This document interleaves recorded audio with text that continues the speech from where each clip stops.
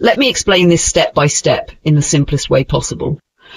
Imagine this story as if you are learning about a playground where different groups are fighting for control. Who are the main characters? 1. Rashtrakutas, Govinda III's group, a powerful kingdom in South India. Earlier, Govinda III defeated Nagabhata and Dharmapala to show his strength. But after Govinda III, the Rashtrakutas faced internal problems, fights within their own group. 2. Palas, Dharmapala and Devapala's group, a strong kingdom from Bengal in East India. Dharmapala had lost to Nagabhata earlier but regained his power. Devapala, Dharmapala's son, became even stronger and expanded their empire. 3. Gurjaras, Nagabhata and Ramabhadra's group, a kingdom from northwest India. Nagabhata had been a strong ruler, but after his defeat his son Ramabhadra became weak. What happened after Govinda III's victory? 1. Rashtrakutas became weak. After Govinda III's death, the Rashtrakutas had internal fights and problems. This meant they couldn't control the northern kingdoms anymore. 2. Palas and Gurjaras fought again. With the Rashtrakutas out of the way, the Palas, Dharmapala's group, and Gurjaras, Nagabhata's group, started fighting each other again. What did the Palas do? 1. Dharmapala recovered his empire. Dharmapala worked hard and regained control over most of his lost territories. He became powerful again and ruled until he was very old, died around 8 and 15 AD. 2. Devapala became the new king. After Dharmapala's death, his son Devapala took over. Devapala became even more powerful than his father. What did Devapala achieve? 1. Defeated many rivals. Devapala defeated Dravidas, people from South India. Gurjaras, Nagabhata's group in northwest India. Hunas, foreign invaders, probably from Central Asia. 2. Conquered new lands. Devapala expanded his empire to include Utkala, modern Odisha in East India, Kamarupa, modern Assam in northeast India. 3. Controlled a large empire. Devapala's empire was very big. North extended to the Himalayas. South reached the Vindhya mountains. East stretched to the Bull. West reached the Arabian Sea.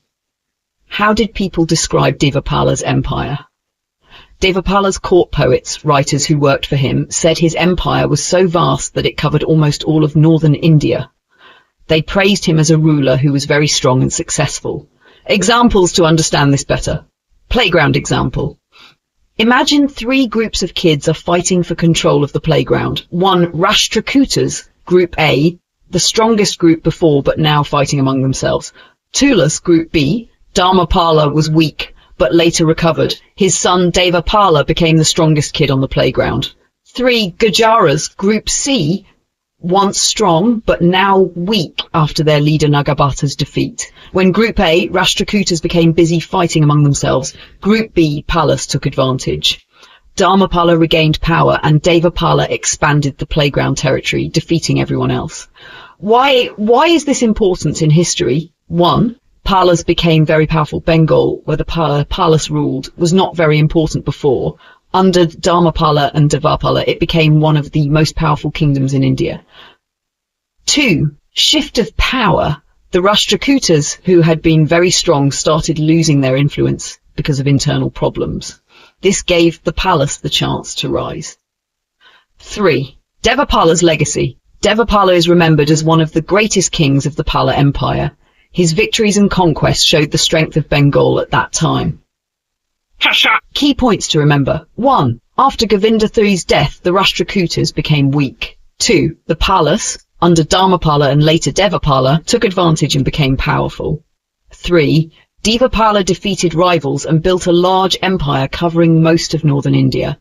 4. His empire stretched from the Himalayas to the Vindhyas and from the Bay of Bengal to the Arabian Sea. If you have more questions or want further details, let me know.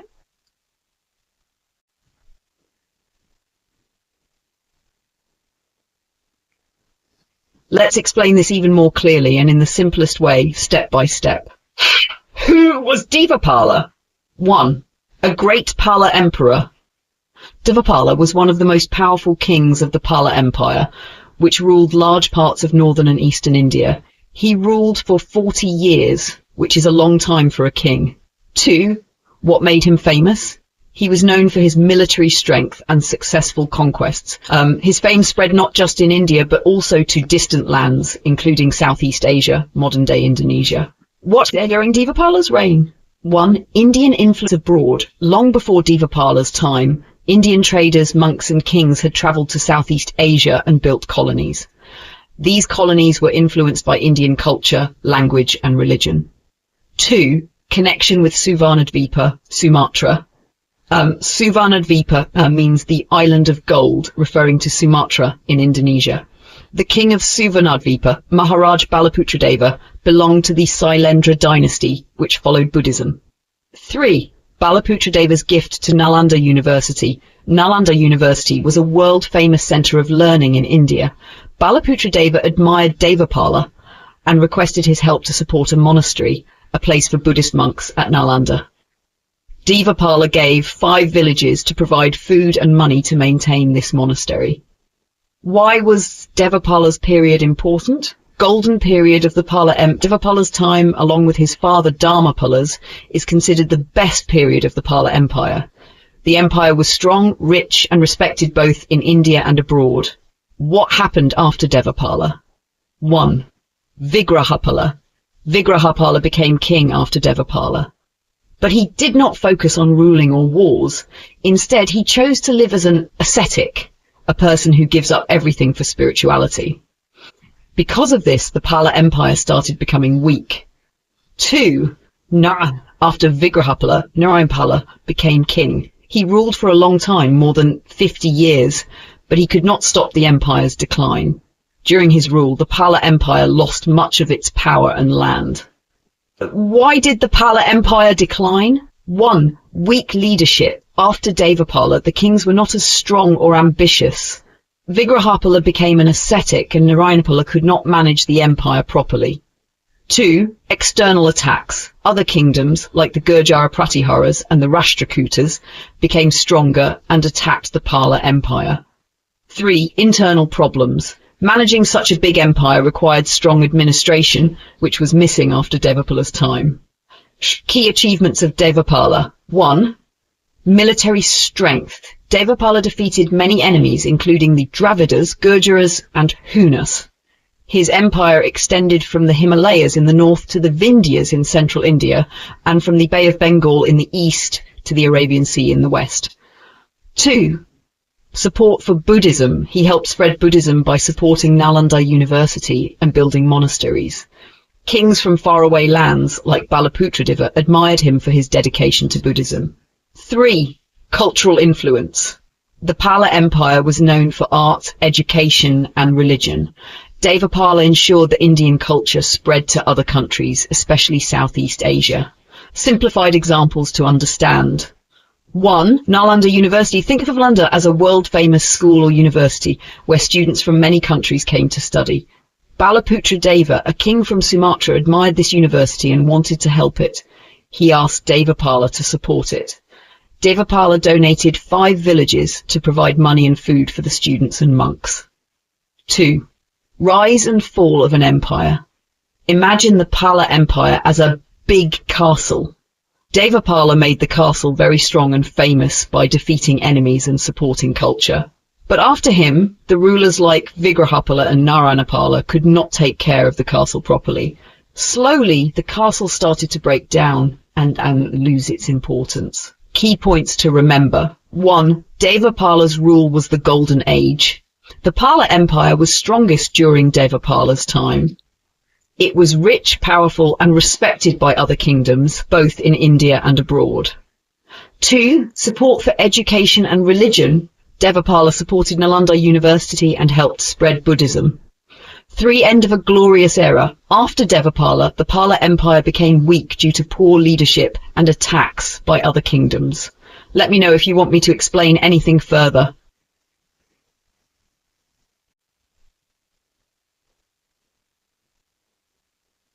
Let's go step by step and explain everything clearly and in simple words so that it is easy to understand.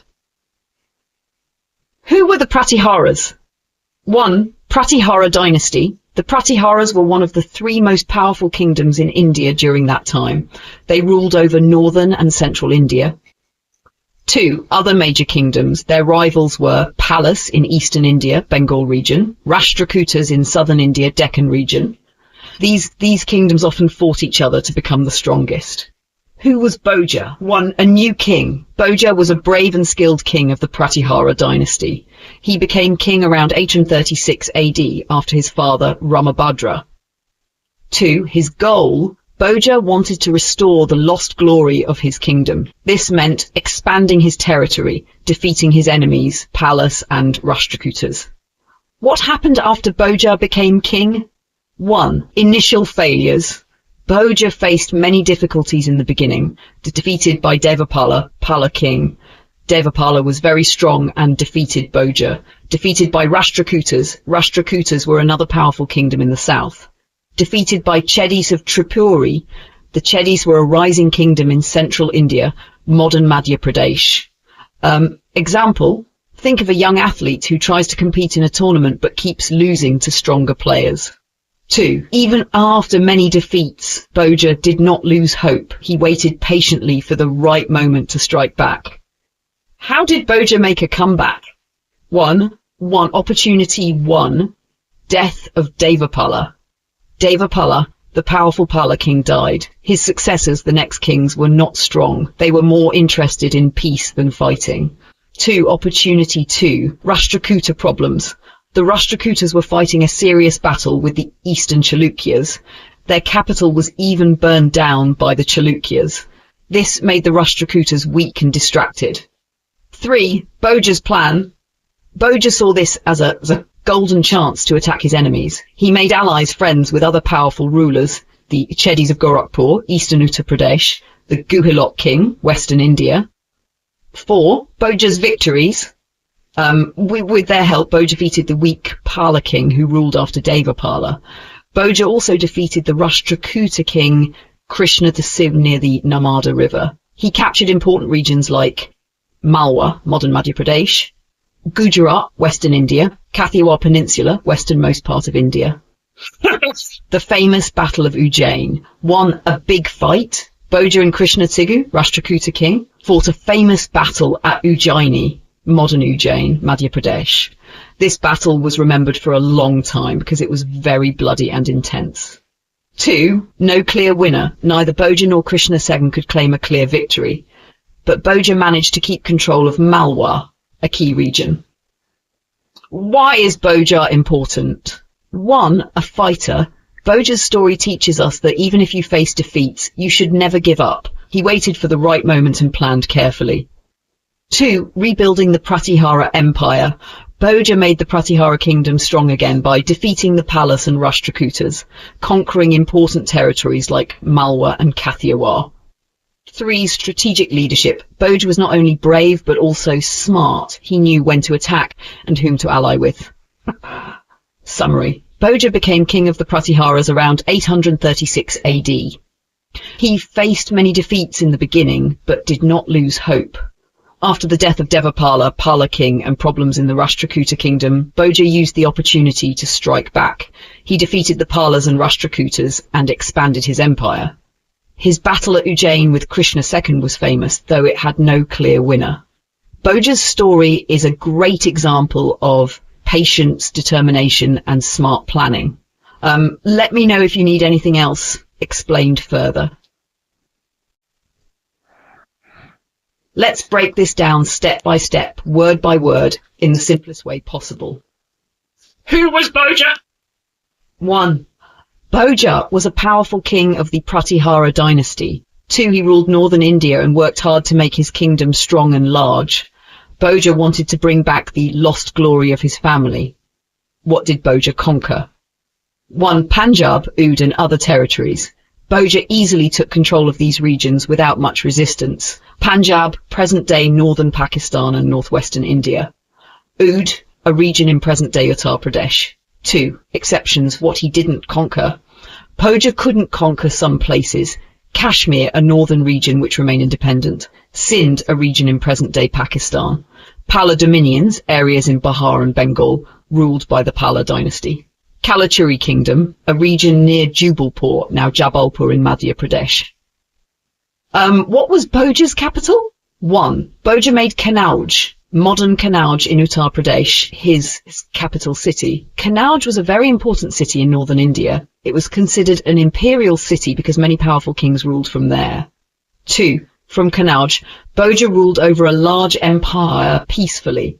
How was Bhoja's empire? 1. Bhoja's empire was very big and strong. 2. Most of northern India, except for a few regions like Kashmir and Bengal, was under his control. 3. He ruled these lands without much trouble or disturbances. Example. Imagine you have a big garden and you've successfully planted it and taken care of most of it, except for a small corner. Bhoja's empire was like this, vast and well managed with only a few areas outside his control. 1. Bhoja ruled for many years and died around 1885 AE. 2. By the time of his death, his empire was well organized and strong. 3. This was an achievement because earlier kings like Vatsaraja and Nagabhata, his ancestors, had failed to build such a stable empire. Who ruled after Bhoja? 1. Bhoja's son, Mahendrapala, became the next king. 2. Mahendrapala ruled from 893 AD to 907 AD, according to known dates. 3. He inherited a consolidated, unified and strong empire built by Bhoja. Why is Bhoja important? 1. Bhoja was one of the greatest kings of the Pratihara dynasty. 2. He expanded his kingdom across northern India, made Kanauj the centre of power, left behind a strong empire for his successors. 3. His legacy, Bhoja's efforts helped his dynasty become one of the strongest in India during that time. Simplified summary, Bhoja conquered most of northern India, except a few places like Kashmir, Sindh and Bengal. He made Kanauj his capital and ruled peacefully. Bhoja died around 885 AD, leaving a strong empire to his son Mahendrapala. Bhoja's reign marked a high point in the history of the Pratihara dynasty. Let me know if you want me to explain anything further.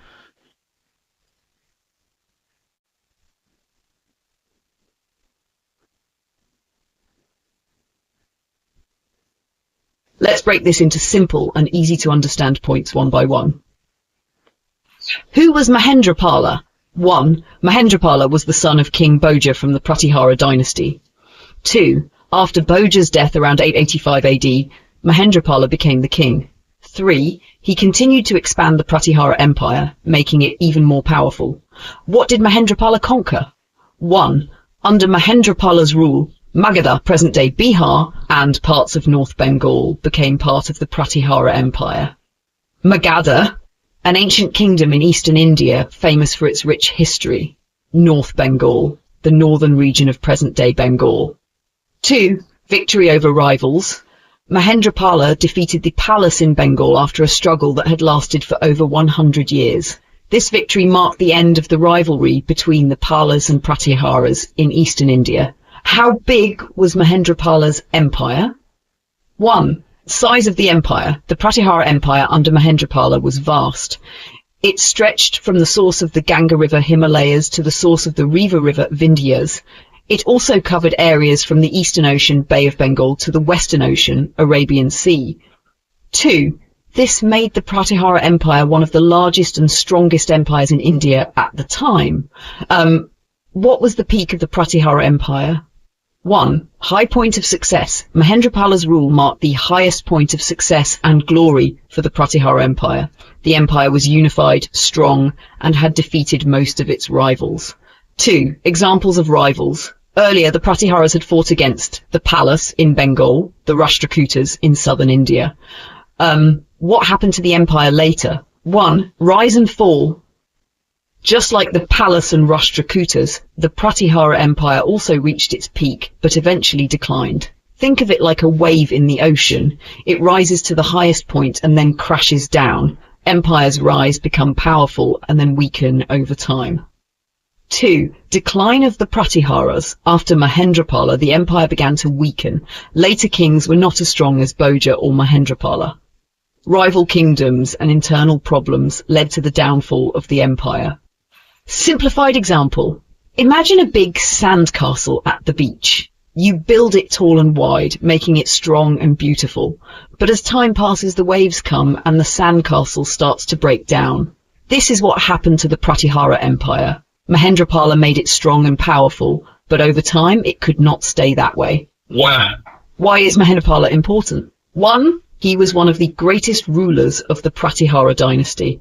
2. He expanded the empire to its largest size. 3. His victory over the Palas ended a long rivalry in eastern India. 4. Under his rule, the Pratihara Empire was at its peak of success and glory. As summary, Mahendrapala was a great king of the Pratihara dynasty. He conquered Magadha and parts of North Bengal, defeating the Palas. His empire was huge, stretching from the Himalayas to the Vindhyas, and from the Bay of Bengal to the Arabian Sea. The Pratihara Empire reached its peak under Mahendrapala, but started declining after his time. Like other great empires, it rose and then fell, just like a wave in the ocean. Let me know if you want any part explained in more detail.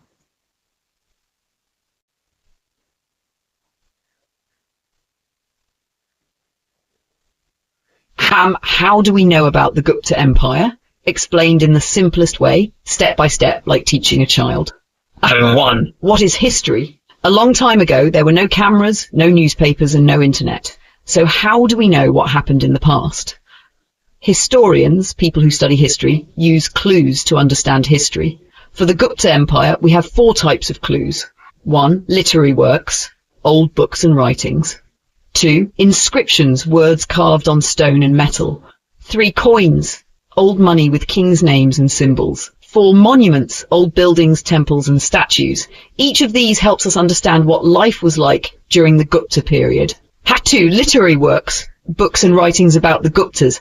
Ancient people wrote books, plays and religious texts. Some of them mention Gupta kings, battles and society. Here are some important ones. 1. The Puranas, religious books that tell stories of gods, kings and history. They mention Gupta rulers and their achievements. Example, just like how grandmothers tell old stories, the Puranas tell stories from ancient times. 2. Kalmahotsava, a play, drama, written by a woman named Vijaka. It tells stories from the Gupta period. Example, just like a movie tells us about past kings, this play tells us about Gupta times. 3. Devi Chandraguptam, a play written by Vishakadatta. The hero of this play is Chandragupta the Sikh. We don't have the full play, but other books mention it. Example, imagine if a book about Shivaji Maharaj was lost, but some pages were found. That's how we know about this play. Harsha Charita by Bana, a book about King Harsha, written much later. It mentions the Gupta period and their rule. Example, a history book written 100 years later, but it still tells us about the past. 5. Arya Manjushri Mulkalpa, a Buddhist book that tells history from 700 BC to AD 750. It contains details about the Gupta Empire. Example, just like a textbook on Indian history, this book recorded details about ancient kings. 6. Travel records of Chinese pilgrims. 2 Chinese monks, Fa Hien and Huensang, visited India. They wrote about Gupta society, laws and religion. Came in the 5th century AD. Huensang came in the 7th century AD. Example, imagine a traveller visits your city and writes a diary about what he sees. That's exactly what these travellers did for the Gupta Empire. 3. Inscriptions, carved writings on stones and metals. Since paper was not common, important events were carved on stone or metal plates. These inscriptions help us understand what happened in the Gupta period. Some important inscriptions. 1. Allahabad pillar inscription talks about Samudragupta, a powerful Gupta king, lists his victories and conquests. Example, imagine a list of trophies won by a sports player.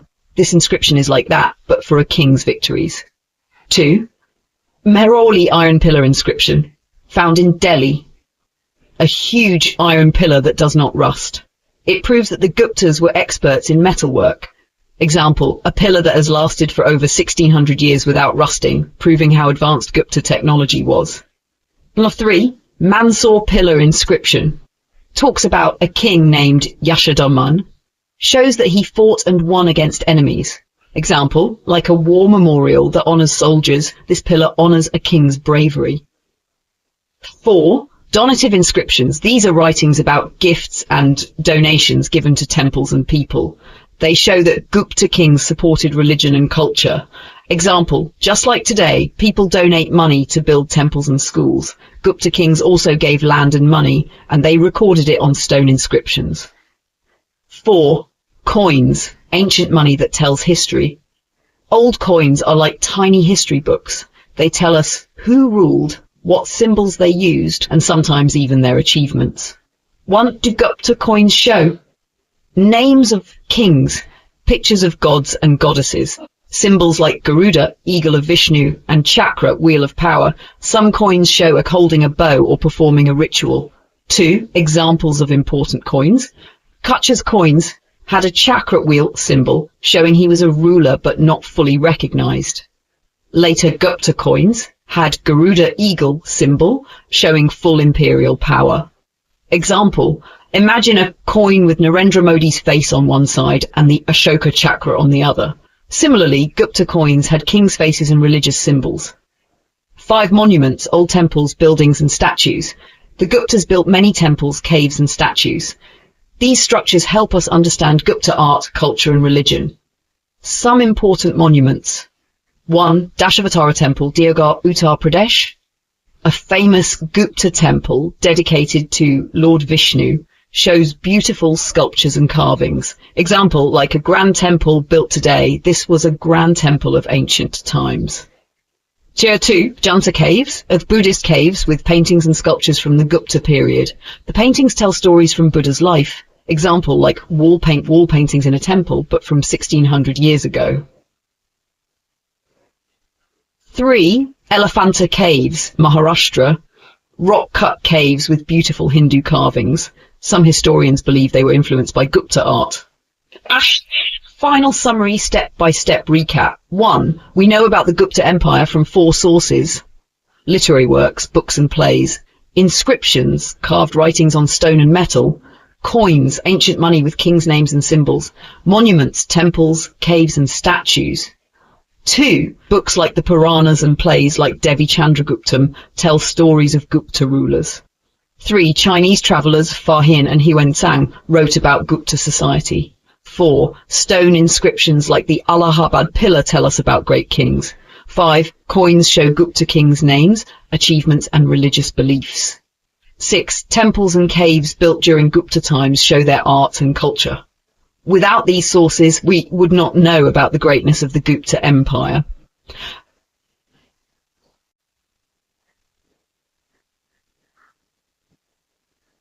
Sources of Gupta history explained in the simplest way, step by step, like teaching a child. 1. How do we know about the Gupta Empire? A long time ago, there were no cameras, newspapers, or history books. So, how do we learn about the Gupta Empire? We learn from 4 main sources. 1. Literary works, old books and writings. 2. Inscriptions, writings on stone and metal. 3. Coins, old money. 4. Monuments, temples, statues, and buildings. Each of these helps us understand what the Gupta kings did, what people believed, and how they lived.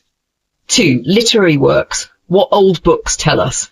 Literary works are books and writings from the past. Important books about the Gupta Empire. 1. The Puranas, ancient Hindu religious texts that mention Gupta kings. 2. Kaumudi Mahotsava, a play by a woman named Vigak. 3. Devi Chandraguptam, a play by Vishakadatta about Chandragupta Sen. 4. Harshatrita, a book by Bana, which talks about the Guptas. 5. Arya Manjushri Mulakalpa, a Buddhist chronicle about kings from 700 BCE to 750 CE. Foreign travellers who wrote about India. Fa Hin, a Chinese traveller who came to India during Chandragupta II's rule, 5th century CE. Another Chinese traveller who visited in the 7th century CE. Why are these books important?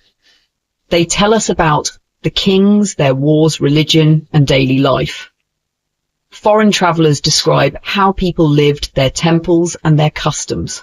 Example, if a friend visits your house and writes a book about it, people in the future will know what your house looked like.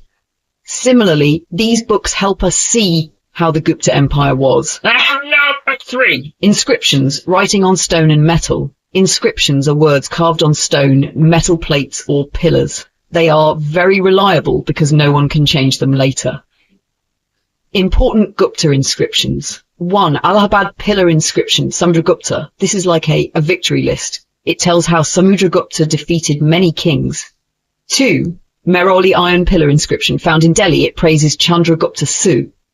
The pillar is 1,600 years old, but does not rust. 3. Mansoor pillar inscription, talks about a ruler named Yashodharman who fought against the Guptas. 4. Copper plate inscriptions. These were royal orders or land donation records. Why are inscriptions important? They tell us who ruled, what they did, and which wars they fought. They are original records, not stories, but real facts. Example, if a king writes on stone, "I built this temple," we know for sure he built it. 4. Coins, old money that tells history. Coins are small, but they give us big information about the past. What do Gupta coins tell us? 1. Names of kings. Their names were written on coins. 2. Achievements. Some coins show kings fighting, performing rituals, or hunting lions. 3. Religion. Many coins have pictures of Hindu gods like Vishnu and Lakshmi. 4. Economy. Gold and silver coins mean the empire was rich.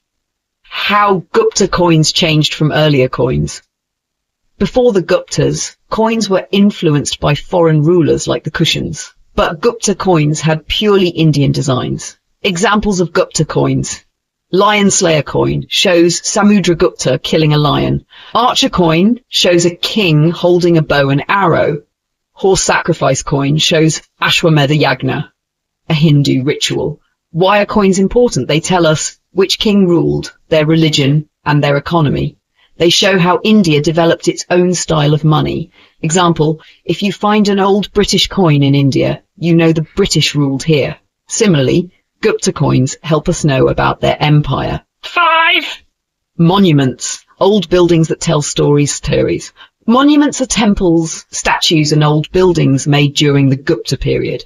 They help us understand art, religion, and architecture. Gupta art, 3 schools of art. There were 3 famous art styles in the Gupta period. 1, a Mathura school of art made Buddha statues and Hindu god sculptures. The figures were round and soft-looking. Example, Krishna and Buddha statues from Mathura. Number 2, Benares Varanasi School of Art improved the Mathura style. The seated Buddha at Sarnath Museum is the best example. 3, Nalanda School of Art focused on Buddhist art, found in Nalanda, Bihar and Turkey. Why is Gupta art important? It set the standard for Indian art. Unlike earlier art influenced by Greece and Persia, Gupta art was purely Indian. Gupta architecture, new temple styles. Gupta kings built many temples. Their temples had new designs that later influenced all Indian temples. Features of Gupta temples. 1. Shikhara, the tall tower of a temple. 2. Mandapa, the prayer hall. 3. Carvings, beautiful stories carved on the walls. Famous Gupta temples. 1. Dashavatara Temple, Uttar Pradesh, dedicated to Lord Vishnu. 2. Tigawar Temple, Madhya Pradesh, one of the earliest stone temples. 3. Aaron Temple, Madhya Pradesh, first temple with a Shikhara tower.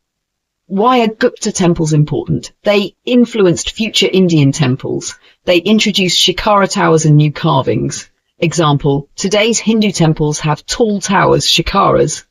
This design started in the Gupta period.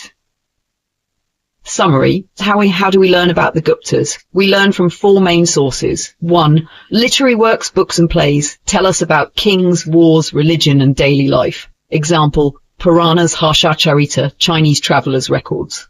2. Inscriptions, stone and metal writings tell us about wars, donations and achievements. Example, Allahabad pillar inscription of Samudragupta.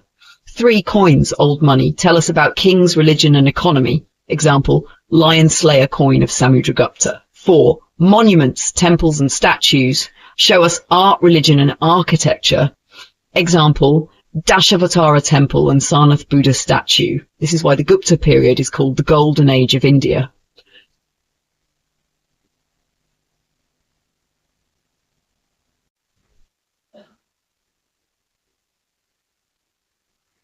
Gupta temples and religious history explained like a child. What do temples tell us about religion? A temple is a special place where people pray to God. The temples built during the Gupta period, 4th to 6th century CE, help us understand 1. Which gods people worshipped. 2. How religious beliefs changed over time. 3. The art and architecture of temples. During the Gupta period, people followed 3 major religions. 1. Hinduism, worship of Vishnu, Shiva, Durga and Krishna. 2. Buddhism, worship of Buddha and Bodhisattvas. 3. Jainism, worship of Jain Tirthankaras. These temples show us how different gods were worshipped in ancient India. 2. Famous Gupta temples and their gods. A. Temples of Vishnu, the protector god. 1. Udayagiri temples, Gwalior, Madhya Pradesh.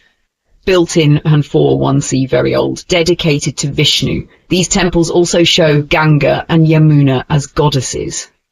2. Pathari temple, another temple for Vishnu worship, shows beautiful carvings of Hindu gods. 3. Deogar temple, Jhansi, Uttar Pradesh, built in the 6th century CE, dedicated to both Vishnu and Shiva, has carvings of Krishna, an avatar of Vishnu.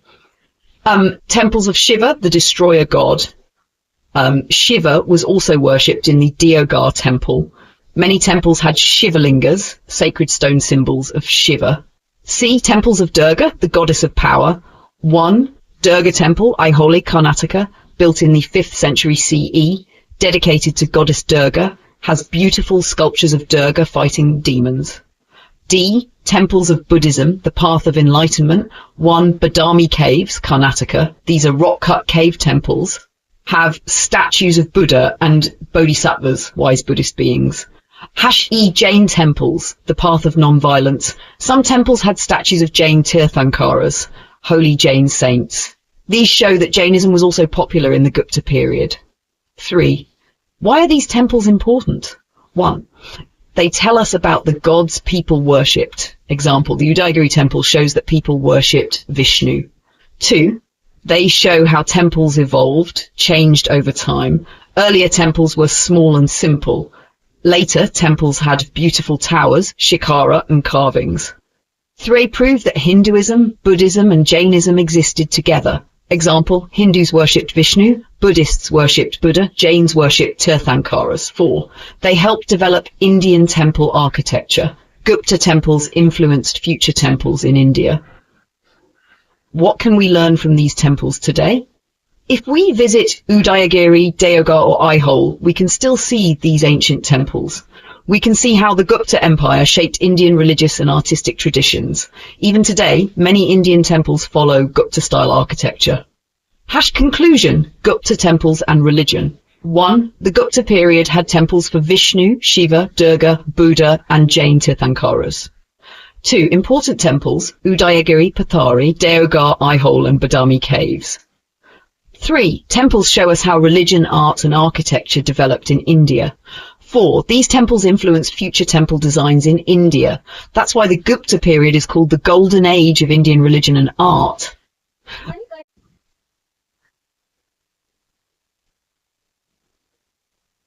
Background, the rise of the Gupta Empire.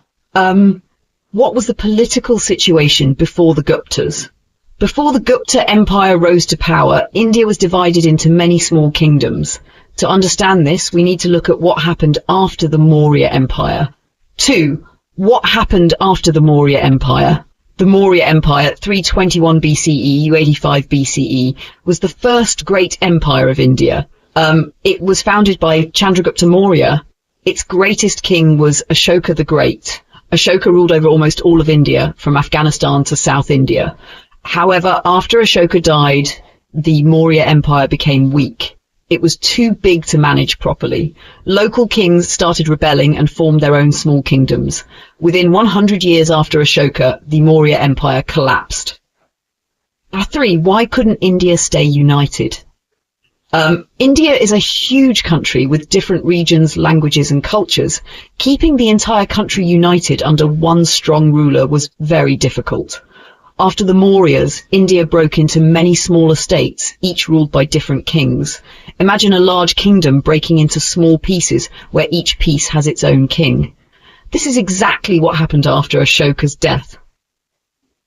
The idea of a king of kings. In ancient India, a perfect king was called Ekarat, meaning sole ruler. The Aitareya Brahmana, an old Hindu text, said that a great king should become the king of all kings and rule all lands up to the seas. The Maurya kings tried to achieve this goal, but after them, no single king could control all of India. 5. The Maurya Empire breaks apart. After Ashoka, the Maurya Empire collapsed and new dynasties took power. In North India, the Sangas and Kanvas ruled. In South India, the Satavahanas became powerful. In Kashmir and Odisha, local kings ruled. Foreign rulers like the Greeks, Kushanas and Shakas also controlled parts of India. India was now a land of many small kingdoms instead of one big empire. Pankam 6. What was the problem with many small kingdoms? When a country is divided into many small kingdoms, they fight with each other to gain more power. 2. There is no stability, and trade, economy and culture suffer. 3. Foreign invaders can easily attack, as no single king is strong enough to defend the whole country. This was India's condition before the Gupta Empire. 7. The Gupta Empire brings unity. Around the 3rd century CE, the Gupta dynasty began to rise. They slowly conquered other small kingdoms. They brought peace and stability to North India. The Gupta period became the golden age of India because of great progress in science, art and literature. The Guptas brought back the dream of a unified and strong India, just like the Mauryas had done before. 8. Summary. The path to the Gupta Empire. 1. Maurya Empire, 321 BCE to 185 BCE, united India but became weak after Ashoka. 2. India broke into many small kingdoms ruled by different dynasties. 3. Foreign rulers like Greeks and Kushanas also took control of parts of India. 4. There was no single strong ruler and India was unstable. 5. The Guptas rose to power, bringing peace and unity back to North India. This is how the Gupta Empire became a new force in Indian history.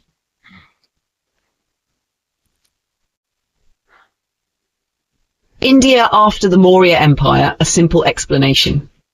1. Why was it hard to keep India united? India is a very big country. It has many regions, languages and cultures. Because of this, it was difficult for one king to rule all of India forever. Even though the Maurya Empire controlled most of India, it did not last long. 2. What happened to the Maurya Empire? The Maurya Empire, 321 BCE, 185 BCE, was one of the biggest empires in Indian history. It stretched from Persia, modern-day Iran, to Mysore, South India. Its most famous king was Ashoka the Great. But after Ashoka's death, the empire became weak. Within 100 years, it broke into many small kingdoms. 3. Small kingdoms started to form. After the Maurya Empire collapsed, different regions became independent. Many small kings ruled different parts of India. This ended the unity of the country. King Sophagattinus, he ruled the northwestern region, now Pakistan, Afghanistan. Around 206 BCE, he fought against Antiochus III of Syria, a foreign king, but later they made peace. Jaloka, Ashoka's son, he created his own kingdom in Kashmir. He even expanded his territory by fighting wars. 4. Who ruled India after the Mauryas? After the Mauryas collapsed around 185 BCE, new rulers took power. Each dynasty ruled a different part of India. 1. The Sanga dynasty, 185 BCE to 73 BCE. The Sangas came after the Mauryas. They were from the Baimbika family, as mentioned by poet Kalidasa. They ruled North India for many years. 2. The Kanva dynasty, 73 BCE to 28 BCE. After the Sangas, the Kanva dynasty took control, but they ruled for only 45 years. In 28 BCE, they were defeated by the Satavahanas. 3. The Satavahana dynasty, Andhra dynasty, 30 BCE to 3rd century CE. They ruled South India and parts of central India. They became one of the strongest kingdoms of that time. 4. The Chetas of Kalinga, Odisha region. Kalinga, Odisha, was once part of Ashoka's empire. But after the Mauryas, it became independent. King Karavela of Kalinga became very powerful. He attacked Magadha, the Satavahanas, and South India. At 5. Why was India in a state of unrest? After the Mauryas, India had no single ruler. Instead, there were many small kings, and they kept fighting. This caused 1. Politically, no one strong enough to unite the country.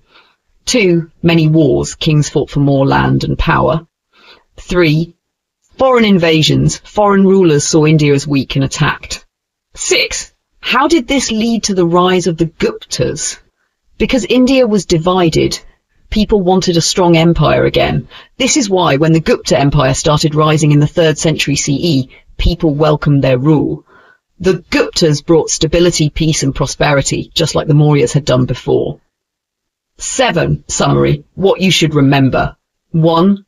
The Maurya Empire was too big to control after Ashoka's death. 2. India broke into many small kingdoms ruled by different dynasties. 3. King Saphagasanas, Jalauka, Sangas, Satavahanas and Kalinga's Kharavela all ruled different parts. 4. These kingdoms fought each other, leading to instability. 5. The Guptas later unified India, bringing peace and progress.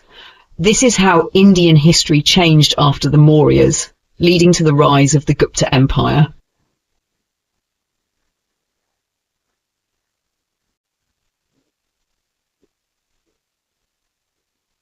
Hapasht. Greek invasions in India, a simple and complete explanation. 1. Why did foreign invaders attack India? After the Maurya Empire collapsed, India was divided into many small kingdoms. These kingdoms were weak and kept fighting each other. Because of this, foreign rulers saw India as an easy target for invasion. The first foreign invaders were the Bactrian Greeks. They came from Bactria, now in Afghanistan and Tajikistan. The most famous Greek kings who invaded India were Demetrius, Menander, also called King Melinda. 2. What did the Greek invaders do? 1. Demetrius and Menander attacked India. They entered from the northwest, modern-day Pakistan and Afghanistan. They attacked important Indian cities, Mamika near Chitta in Rajasthan, Saketa in Uttar Pradesh, Panchala, Uttar Pradesh, Mathura, Uttar Pradesh. They even threatened Pataliputra, modern Patna, Bihar, the old Maurya capital.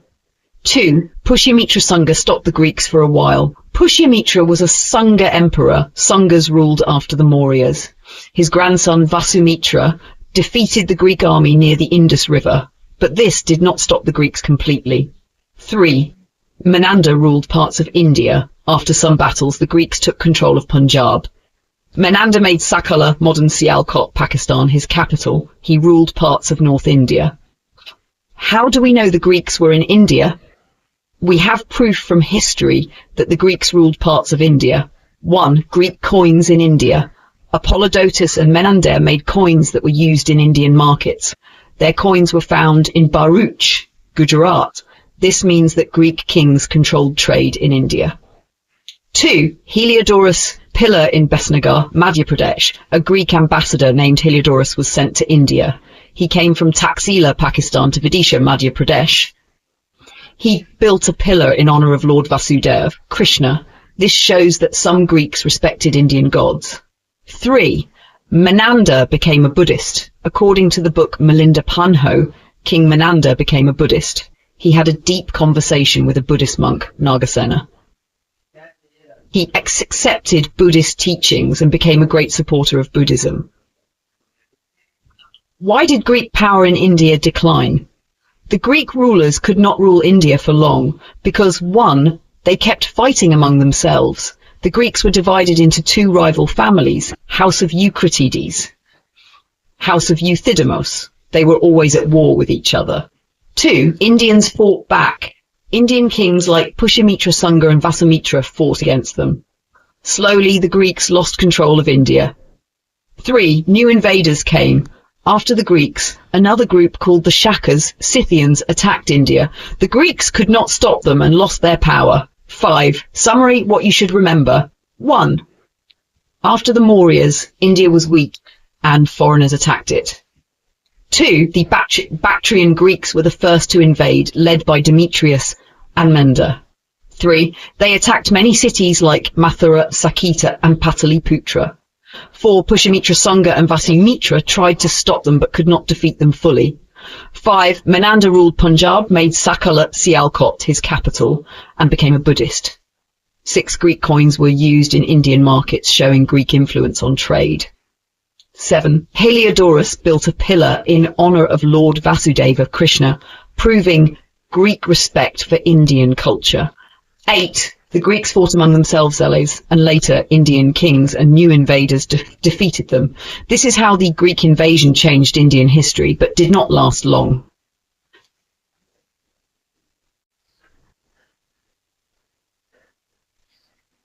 Saka Pallava invasions, a simple step-by-step explanation. 1. Who were the Sakas and Pallavas? Let's understand who they were and where they came from. Sakas, Scythians. They were nomadic warrior tribes from Central Asia. Pallavas, Parthians. They were related to the Sakas and came from Iran. Both groups did not originally belong to India. They migrated into India due to wars in Central Asia. Think of it like a group of people moving to a new place because their home is no longer safe. 2. Why did the Sakas and Pallavas come to India? A big chain of events in Central Asia forced them to leave their homes. 1. The Huns, Hungnu, attacked the Yuezhis. The Huns were strong warriors from China and Mongolia. They pushed the Yuezhis out of their land.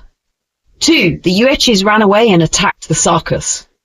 Since the Yuezhis lost their home, they moved westward. They attacked the Sakas Scythians and took their land. 3. The Sakas had nowhere to go, so they invaded India. They moved into India through the Indus Valley, Pakistan. The Pallavas, Parthians, also followed them. Imagine one domino falling and pushing the next one. This is what happened with these invasions. 3. Where did the Sakas and Pallavas come from? Before entering India, they lived in different places. Bactria, Afghanistan, Tajikistan region. Seistan, Iran-Afghanistan border. Arachosia, South Afghanistan, Pakistan border. Gedrosia, southern Pakistan, Balochistan region. They entered India through the lower Indus Valley, Pakistan today. 4. How did they take over India? The Greeks in India were weak. Before the Sakas and Pallavas came, the Greeks ruled parts of northwest India, but the Greek rulers were fighting among themselves. This made it easy for the Sakas and Pallavas to invade and take control. The Sakas defeated the Greeks. The Sakas and Pallavas entered India and started taking land. The Greeks could not stop them. The Greeks lost their power and the Sakas and Pallavas became the new rulers. 5. Important Saka Pallava kings. Once the Sakas and Pallavas took control, some powerful kings emerged. 1. King Mahismoga, first Saka king in India. He ruled parts of Pakistan and northwest India. His coins show both Greek and Indian influences. This means he accepted Indian culture while ruling. 2. King Vonones, another Saka Pallava ruler. He continued ruling the lands taken from the Greeks. 3. King Gondophanes, a famous Pallava king. He ruled Taxila, Pakistan, and parts of North India. Saint Thomas, a disciple of Jesus, is believed to have visited his court. This shows India had connections with other parts of the world. And 6. How did the Sakas and Pallavas change India? 1. They brought a new culture.